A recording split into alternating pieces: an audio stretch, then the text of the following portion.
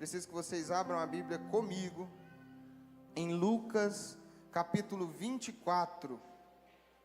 Lucas 24. É uma mensagem muito rápida, não vamos demorar, mas eu creio que Deus vai falar fortemente no teu coração. Não sei se você percebeu, e essa é a importância de você não faltar culto, que nós estamos tendo uma sequência de mensagens que tem nos realinhado para que a gente entre no novo ciclo, para que a gente entre na nova fase que Deus quer nos estabelecer como igreja. E nós estaremos estabelecidos na fase da dupla honra em 2026. Você crê nessa palavra? Lucas 24. No primeiro dia da semana, bem de madrugada, elas foram ao sepulcro, levando a essência aromática que haviam preparado. Perdão, é 24, versículo 13. Lucas 24, versículo 13. Nesse mesmo dia, 2 deles seguiam para um povoado chamado Emaús. Grita bem alto, Emaús. Distante de Jerusalém, 60 estádios. E iam comentando tudo o que havia acontecido. Enquanto comentavam e discutiam, o próprio Jesus se aproximou e começou a acompanhá-los. Mas os olhos deles estavam como que fechados, de modo que não o reconheceram. Então ele lhe perguntou: do que estáis falando no caminho?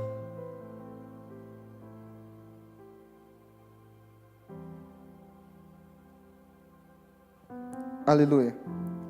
Mas os olhos deles estavam como fechados, de modo que não o reconheceram. Então eles o perguntou: do que estáis falando pelo caminho? Eles então pararam tristes, e um deles, chamado Cleopas, respondeu: és tu o único visitante de Jerusalém que não soube das coisas que ali aconteceram nesses últimos dias?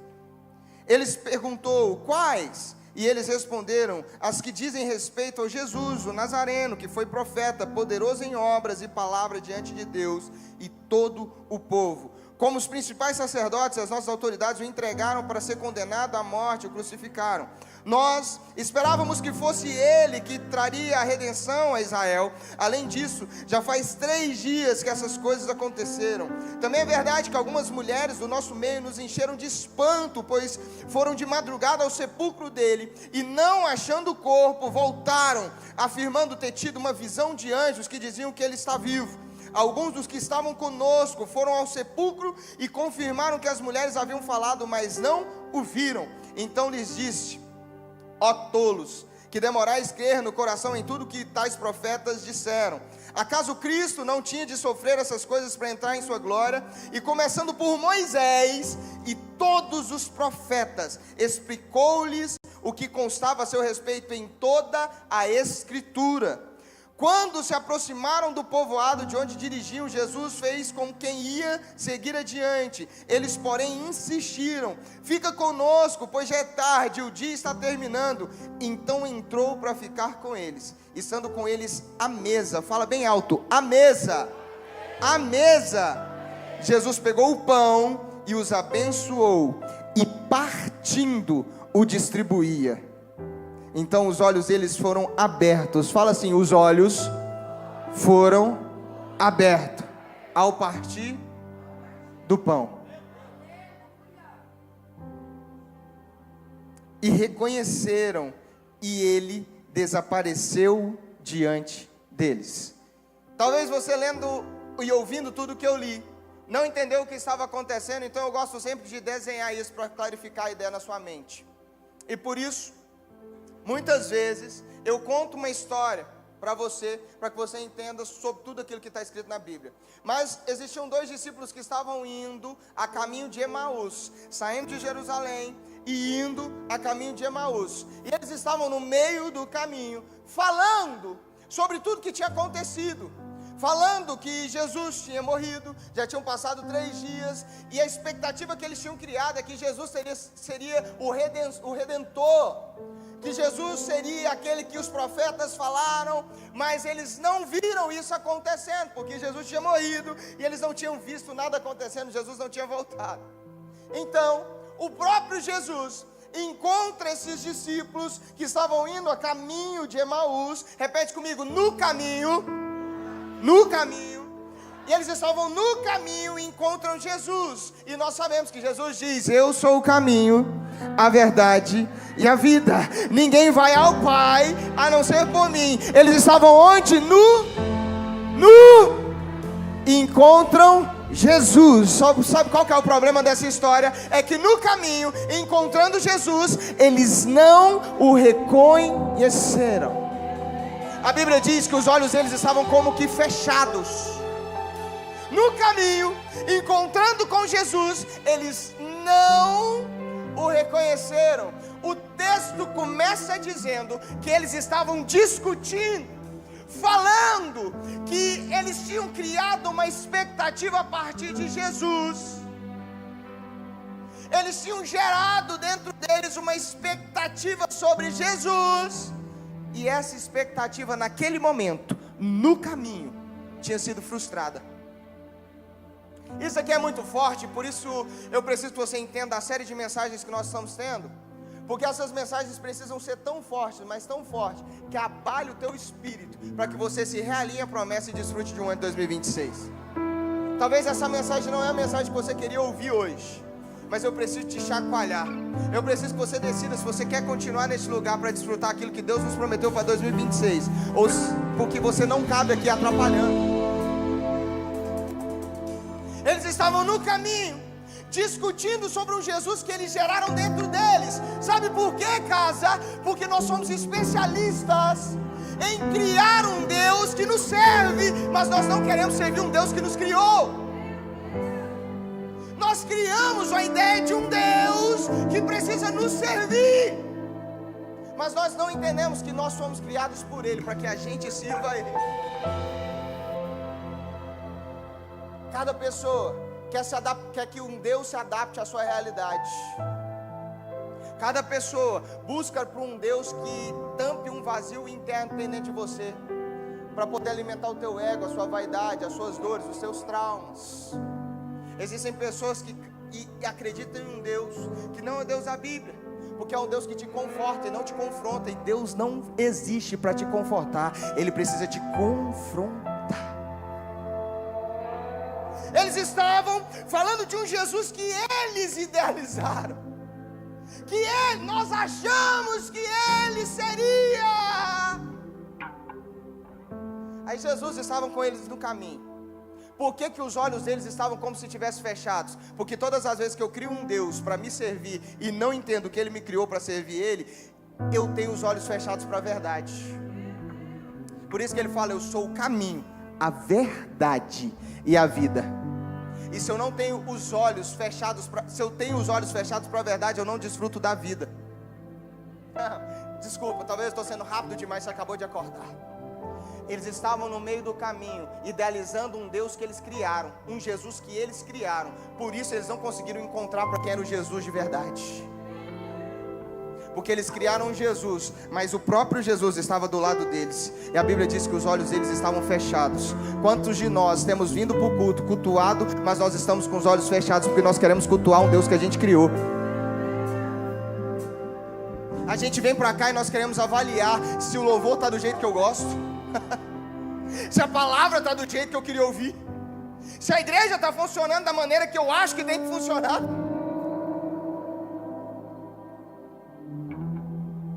Eu preciso que você faça essa avaliação em você. Você tem criado um Deus para te servir, ou você tem servido um Deus que te criou? Você tem adaptado ao Deus a sua realidade atual, ou você tem vivido e adorado Ele, independente se você está triste ou feliz, com dinheiro ou sem dinheiro, com as portas se abrindo ou fechando? Porque muitos de nós negociamos com Deus e falamos: hoje eu não vou na igreja porque não está nada dando certo. Hoje eu não vou cultuar porque eu estou com dor de cabeça. Não, hoje eu estou cansado, então não vou. Nós não buscamos a Deus porque nós estamos completamente sendo agradados àquilo que a gente queria ser agradado. Nós buscamos a Deus porque Ele é. Ele não precisa fazer nada para que a gente adore. Ele é Deus e nós adoramos porque Ele é Deus.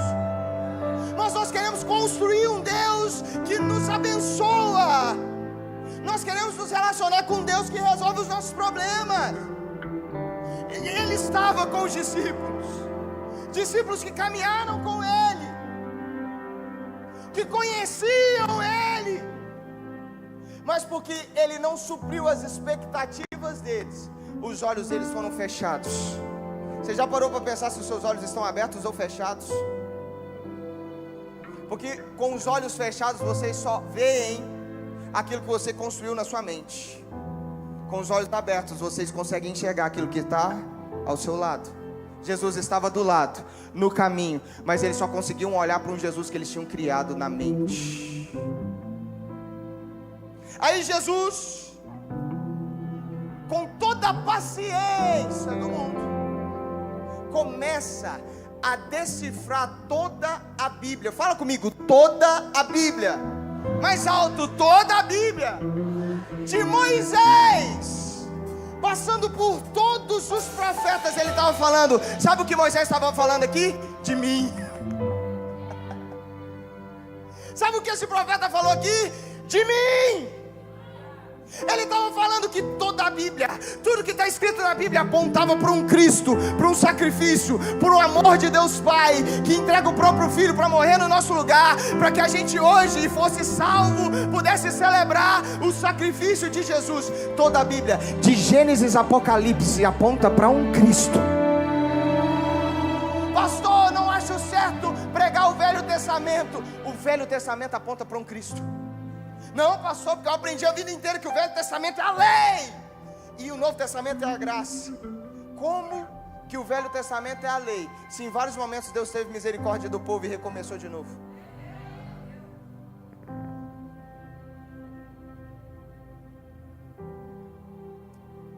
Em toda a Bíblia, Deus mostra a graça revelada a partir de Jesus. Aí, se escandalize comigo. Jesus apontando, folheando, explicando de Moisés a todos os profetas, mesmo assim, os olhos daqueles discípulos não se abriram. Jesus fazendo uma catequese, fazendo um discipulado, fazendo ali um estudo com aqueles discípulos, mesmo assim, a Bíblia não fala. Então, depois que Jesus explicou, os olhos deles se abriram. Eles continuaram andando, com os olhos fechados, ouvindo tudo que Jesus falou, entendendo que tudo apontou para um Cristo na Bíblia inteira, mas mesmo assim, os olhos não foram abertos. Sabe por quê? Sabe o que isso significa? Que não adianta você vir para o culto e ser um membro que frequenta. Não adianta você vir ao culto para bater ponto, ouvir a palavra e achar, pronto, fiz minha parte como cristão. Não adianta você estar aqui ouvindo as palavras. Jesus explicou a Bíblia de Moisés, passando por todos os profetas, e mesmo assim os olhos deles não se abriram. Pastor, então quer dizer que se eu estiver vindo todos os cultos, ouvindo as palavras, os meus olhos não vão se abrir? É isso que a Bíblia diz, que Jesus explicou a Bíblia inteira e os olhos deles não se abriram. Pastor, então o que faz para que os meus olhos sejam abertos? No partir do pão. No partir do pão, os olhos foram abertos. Pastor, o que significa? Que a parte mais importante de um corpo, a parte mais importante da igreja, não é o altar feito de tijolos, não é o microfone, não é a banda, não é o pastor pregar. A parte mais importante de uma igreja se chama mesa, partir do pão, comunhão, relacionamento, cuidar uns dos outros, se preocupar uns com os outros, ser corpo, perguntar se quem está do teu lado tem dinheiro para almoçar, partir o que você tem. Pastor, mas eu não tenho muito, parte o que você tem. Isso abre os olhos, faz as pessoas entenderem o que é Jesus, o que é Deus, o que é salvação. É você não preocupar só com o seu próprio umbigo, mas se preocupar com quem está do teu lado. Partir o pão, abre os olhos. Partir o pão, arranca as escamas, tira as vendas. O partir do pão é o verdadeiro evangelho.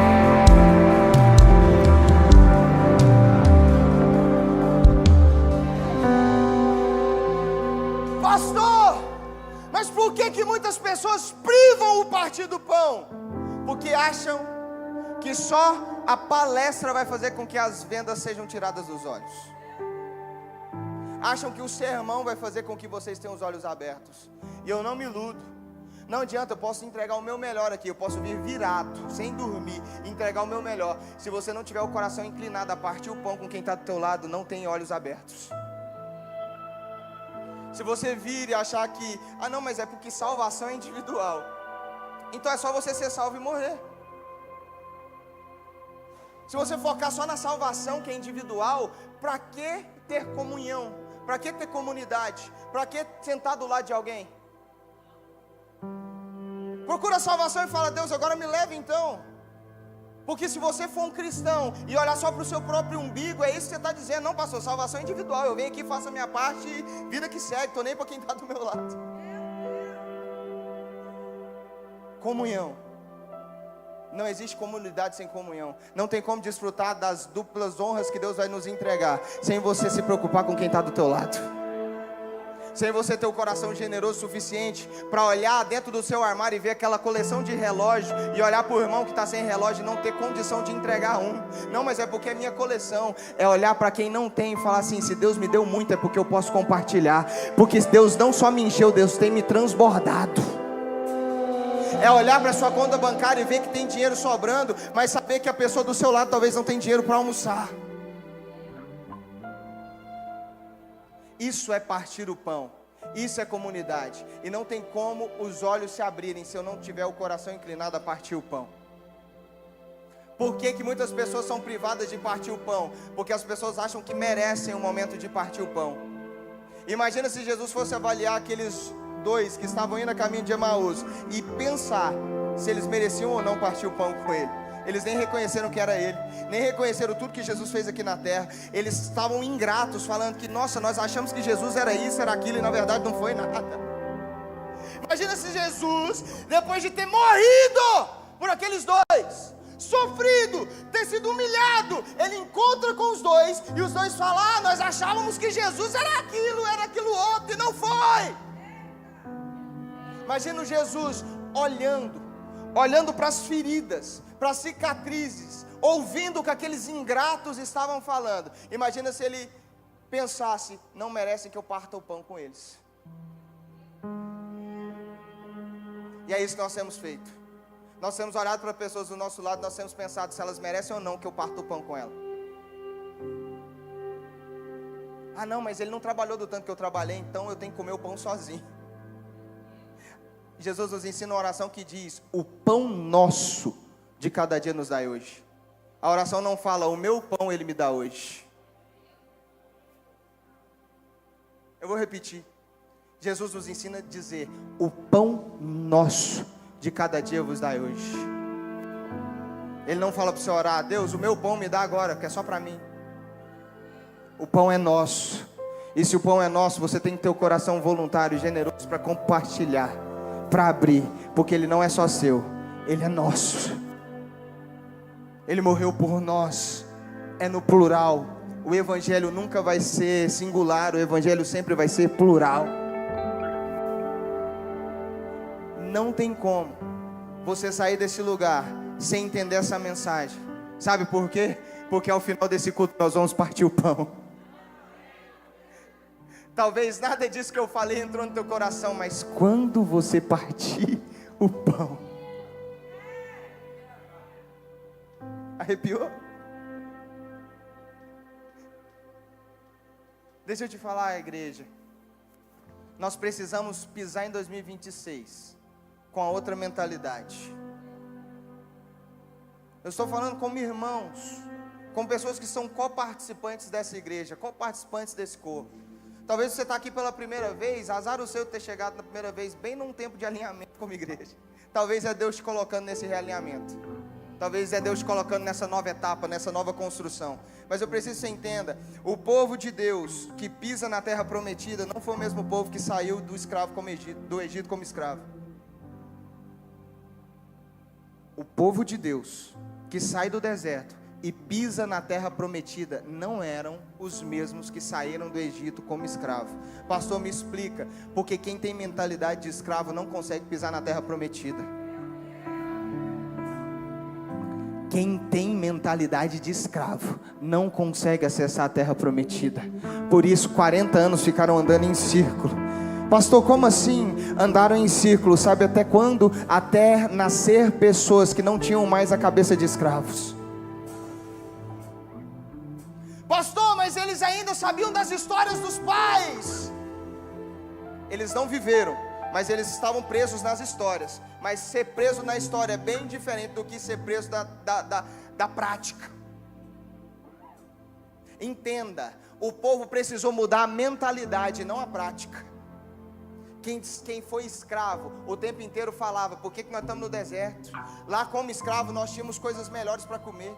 Lá como escravo a gente tinha pelo menos água. O tempo inteiro era a comparação da época que era escravo. Quem nasce no deserto não tinha uma comparação da época que era escravo, só tinha história que ouvia do pai. Mas a história que você ouve do pai é fácil você mudar, é só trocar de ambiente. Talvez até hoje você vive um ambiente de escassez, porque você caminha com as mesmas pessoas que vivem em escassez, ou que falam sobre escassez, mas decide mudar de ambiente para você ver. Troca as pessoas que você tem ouvido, senta com pessoas que têm falado sobre prosperidade, sobre riqueza, sobre desfrute, sobre reino. Troca o ambiente onde você está. A ideia é muito mais fácil de mudar do que a experiência na prática. Ou seja, o povo que tinha experiência na prática não conseguiria pisar na terra prometida, porque a prática nos domina. A ideia é só mudar de ambiente. Você está a um passo de desfrutar daquilo que Deus te prometeu. Você está a um passo de desfrutar das promessas de Deus, da provisão do céu. É só mudar de ambiente, é só mudar a mentalidade, é só entender que a escassez não faz parte mais da tua vida. A pobreza é um espírito que não domina mais a tua vida. Deus é o Deus do ouro e da prata. Pastor, é teoria da prosperidade? Não, é a teoria do reino. Ele é o rei que criou tudo isso aqui, e é dele o ouro, é dele a prata, e ele entrega para os filhos.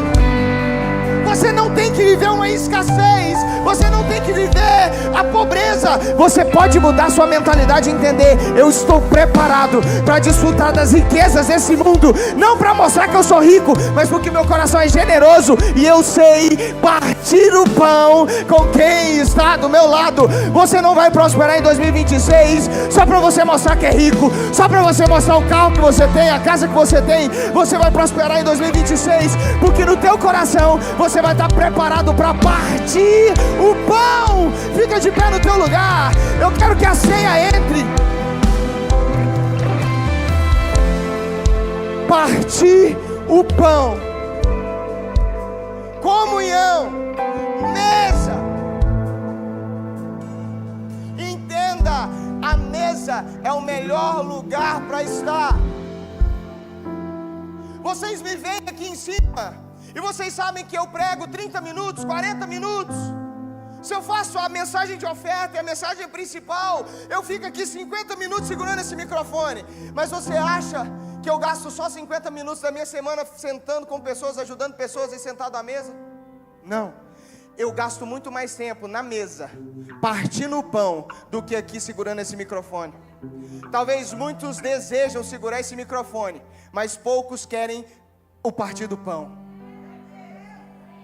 Mas Deus levantou sacerdotes neste lugar, pastores neste lugar, que são especialistas em mesa, especialistas em partir o pão. E por isso a casa está tão madura, está tão fixada na promessa. Por isso que esse lugar está com pessoas tão cuidadas. Não tem uma pessoa sequer em um ministério aqui que não está sendo acompanhado por alguém, não está partindo pão com alguém, não está tendo tempo de mesa com alguém. Todos que estão em algum ministério estão tendo condição de partir o pão, de ter um tempo de aconselhamento, de ter um cuidado, de receber um abraço, de perguntar se você está bem, de perguntar se tem comida na sua despensa. Se não tem, a gente se mobiliza, compra cesta básica, te abençoa, parte o pão. e não fazer um evento, e não ter um culto cheio, uma banda famosa. Igreja é partir o pão, é nos bastidores, onde ninguém está vendo, onde ninguém está na rede social, na internet. Sabe o que é igreja? É onde ninguém está vendo. Você tem a possibilidade de partir o pão, de abençoar quem te abençoa, de estar até quem não te abençoa, mas tendo o entendimento que cristianismo é partir o pão. Ontem o pastor Rick me perguntou: pastor Adi, como é que tá nesses 2 anos? Eu falei: pastor, foi os 2 anos que a igreja mais cresceu. Eu vou repetir: pastor, como que foi esses últimos 2 anos? Eu falei: foi os últimos 2 anos que a igreja mais cresceu. Em abril nós vamos fazer 9 anos, mas nós nunca crescemos como antes. Como assim? Mas a igreja não está tão lotada, não está tendo fila na porta. Sabe o que está acontecendo? Nós estamos crescendo para baixo. É o nosso alicerce, são os voluntários. Nós estamos com o maior número de voluntários da história da casa. Por quê? Porque nós decidimos partir o pão. Eu não estou nem aí para o que os outros estão vendo, para que a fila que está tendo na porta, para a igreja que está lotada. Sabe o que eu estou preocupado? É com partir do pão.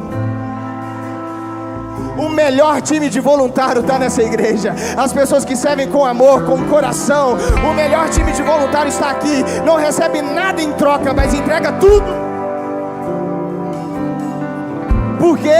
Porque nós estamos crescendo para baixo. Ah, se vocês conseguissem ver a profundidade das nossas raízes. Uma igreja que tem raízes profundas não é um vento que derruba. O problema é que as pessoas querem ver árvores grandes. Eu não, eu me preocupo com raízes profundas. Só que a hora que Deus falar, começa a crescer para cima, aí nós vamos pegar um tijolo de cada vez, um tijolo de cada vez, e as pessoas vão assustar e vão falar: do nada.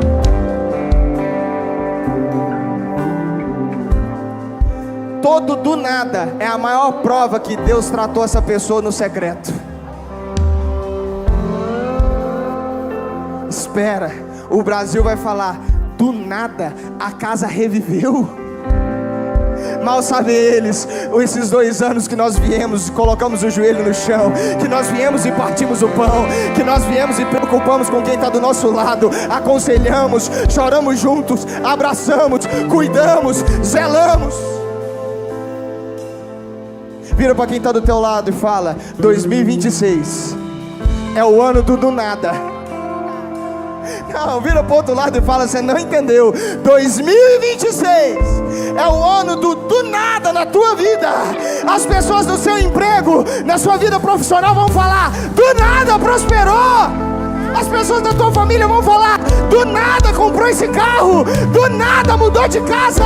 O que está acontecendo? E lá no fundo você vai saber: as minhas raízes estão profundas. O meu alicerce está fortificado. Eu estou me preparando para o do nada de Deus. Repita comigo: eu estou, mais alto, eu estou me preparando para o do nada de Deus. Aplauda o Senhor, você que consegue.